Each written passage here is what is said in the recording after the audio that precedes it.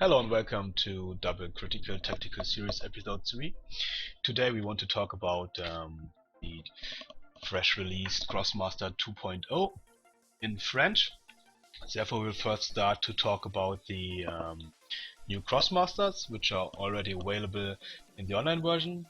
Then we want to talk about the rule changes, the new demonic rewards, and after that a short conclusion. So let's just start with Baccara. When I first saw Baccara, she was most likely build Tell 2.0 for me, but the fact that you can add a Hinwall to her to give her 9 AP just makes a big difference. So she can shoot 3 times per round, got an extra dice due to intelligence, and can defend herself in melee combat. I think she's pretty strong and we will see some play. She's a little bit weaker version of Kitty Rage, but I think playing her with Hinwal makes her good. The only downside is that she got more initiative than Hinwal, so she can benefit from his buff first on the second turn. Yes, that's it for her. I think she will see some play. Grumpy Protector. I really don't like him. He's for me level 4 Anatomy, which can summon some tokens for control. But the 7 AP is what makes him really bad, because he can't switch and cast Garfield. If he had 8 AP, he would be good. Jahash. Jahash is a boss, but in my opinion is already a reason enough to not play him, because I don't think he's that strong on his own.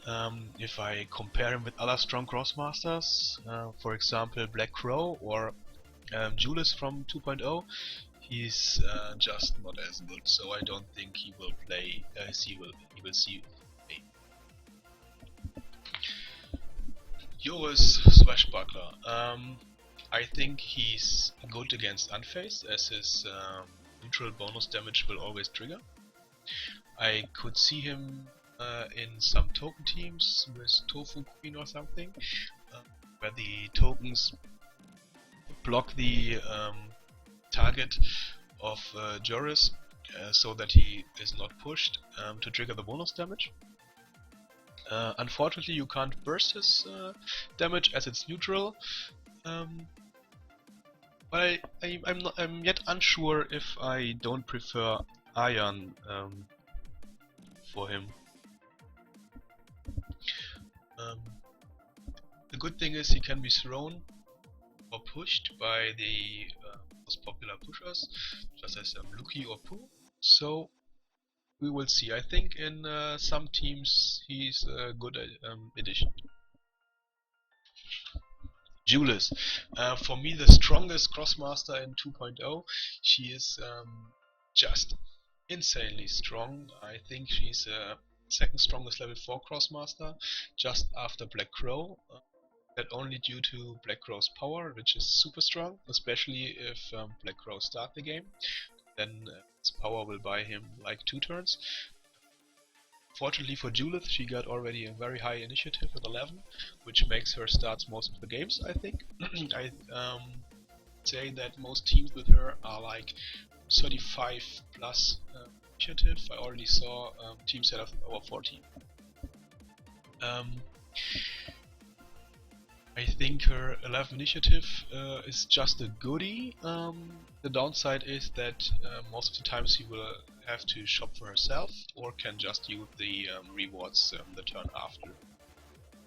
But she's super mobile with her jump escapade, and with critical and unfazed, she's just an insane piece of Crossmaster.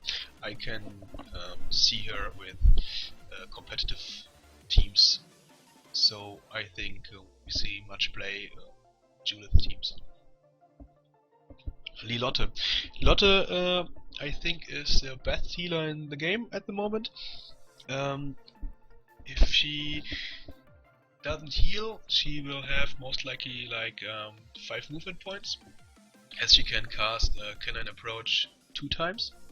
And I can see her with Mercator Nox Quilby, which will most likely refer very much from the plus range counter. So I think we will see her being played in teams with those Krosmasters. Khan. Khan is a new pusher, or push agent, whatever, Krosmaster 2.0.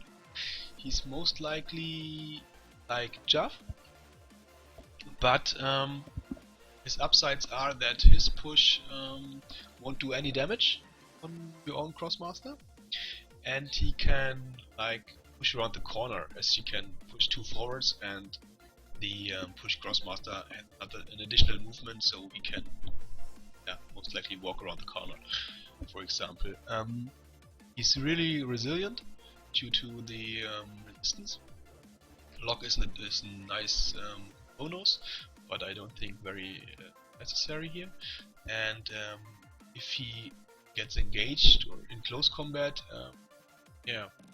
can fight back very nice with 2 damage, 2 base damage from his nothing less than fantastic. I think he will see play in certain teams. Marlin, I think he's good against swarm teams, but he needs an enabler to read them, like the throw with Pooh.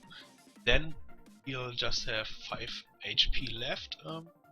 I'm not pretty sure if he will see much play, because I think Iron is just better than him, and if you want to use him as controller, for example against swarm teams such as Ninbox, etc., he has to prove to be better than my clock plus another level 1. So not sure if this guy will see much tournament play. So 2.0 doesn't bring only new Krosmaster, it brings builds. Most of them, nearly all of them, are pretty good for the game. For example, Lock Dodge. The new rule works more like the crit armor rule we already have. I think it's a huge bonus for characters with Lock, as they can make good use of it, but it's not as frustrating as before, as an lost block roll won't lose you the game. For example, if you have a tentpole team with your level 6 Krosmasters getting blocked by a summon or something, and therefore you lose the game, that's very frustrating, and the new builds are way better for that. On the other side, lock, or being grappled, is as good as before against level 1 Krosmasters. As they lose the 1 AP, they can still collect something like karma, or they can go shopping, but in most cases they can't use any spells anymore. I really like the change of attention roll, that you can change or reroll a single die and sell him, so that you can prevent the forced GG loss in your turn. For example, if you have just 1 GG left and in your turn you know you will win the game because you kill the enemy's Mercator or whatever, and then you roll for tension, you roll a double and you lose due to it. That was really frustrating, and the new way the tension roll works really helps in this aspect. We have techniques now on demonic rewards, and these are rewards which will modify your punch spell. So the thing is that you have reward, for example, which makes your punch and press area of effect spell. You can just reveal it and it won't take a reward slot. So a level 1 Krosmaster could still get another reward on it, or another technique, and then another reward. Those techniques stack. So you can have several punch spell bonus on your Krosmaster. They changed the punch spell, so it's a blue spell now. So if you have like 10 HP with some equipment, you can't punch 2 times, just a single time, which I think is a good thing, because that scenario wasn't realistic very often. And also, if you have a fully boosted punch, it won't get OP. So that are the most relevant changes. Another one which is not mentioned here is that the GGs now cost like 12 karma and not 10 like before. So here are the rewards. This page shows level 3 rewards or 3 karma rewards, and I think they are very balanced and not as strong as the old rewards were. For example, the arrow change, they give +1 air damage. On the other hand, they give chance. So what does it mean? It means that level 1 Krosmaster won't benefit as much from this reward as a level 4, 5 or 6 Krosmaster, which could have an arrow spell and a water spell. So that's a nerf to level 1s, but good one, I think. They also flattened the bonus damage. As you can see on the page, they are just 1 damage spells, so nothing like the boosts before, which is also good, because it gets more calculated and it's more kind of a trade-off game, where you get 1 damage, but you also get one wound marker. We have some utility here with little buffs, little debuffs, heal, and also the Udofus pets. And here are the techniques, which get several things, like I told, distance spell or zones, that you could get karma, etc. So here are the level 6 rewards. Also, you can see they give you damage to all elements, but if you have, in this case, air damage, melee attack, or water, or here fire, earth, they will give you an additional damage on that elemental. So you can buy it as a ranged fighter, but as a melee fighter, you need to reach the enemy team and is more in danger, will get more profit of it. So another trade-off kind of reward. And in this section here, we have the 9 karma rewards, which are all pretty solid, but not as OP as before. If you remember the stasis crystal, for example, which could just decide a game in 1 turn. You buy it and you win right after it. So I think all those rewards are pretty balanced, and I'm really curious to try them out. So, Krosmaster 2.0, what are my conclusions? First of all, karma lost on value. You can see that now you can buy 1 damage for 3 karma. Before you could buy like boosts or something, which gave you more damage per karma, and now you have to pay 12 karma to get 1 GG. Before it was 10, so karma lost on value. That's a little nerf to Krosmasters with the powers Farmer and Prospecting, as karma lost on value.